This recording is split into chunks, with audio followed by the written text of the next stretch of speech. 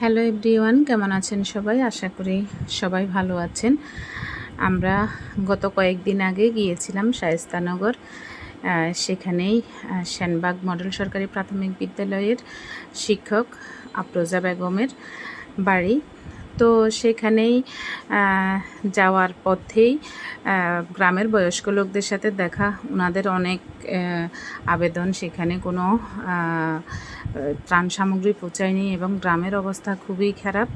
তো আমরা কয়েকটা বাড়ি ঘুরে এসেছি, এরপরে ম্যাডামদের বাড়ি যাচ্ছি এবং ম্যাডামদের বাড়ির কি অবস্থা দেখুন, পানি কি পরিমাণ, আপনারা ভিডিওটি দেখলেই অবশ্যই বুঝতে পারছেন। তো ম্যাডাম আগে যাচ্ছে এবং আমরা ম্যাডামের পিছনেই যাচ্ছি।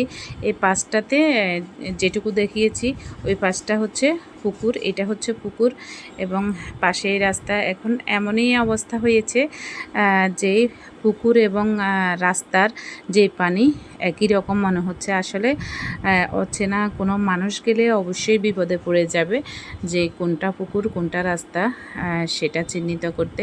তো সেক্ষেত্রে এই তো ম্যাডাম আগে যাচ্ছে, আমরা ম্যাডামের পিছনে দিয়ে যাচ্ছি।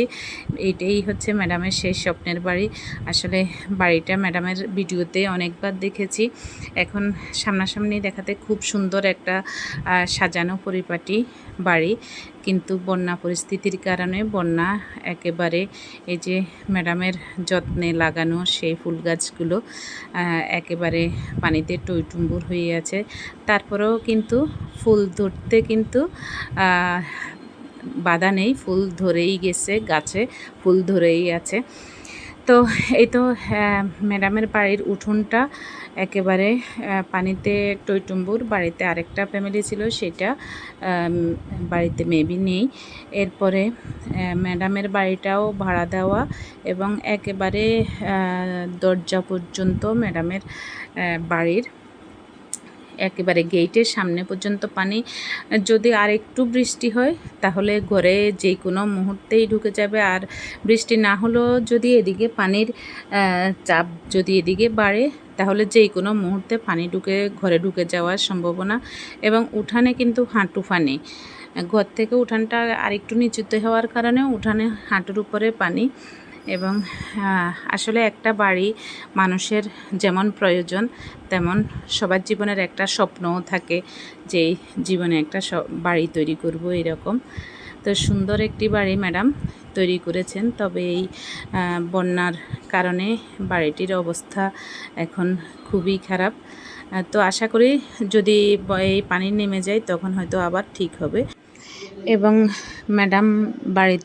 ম্যাডামের দুটো পুকুর আছে, সেখানে ম্যাডাম মাছের প্রজেক্ট করেছেন।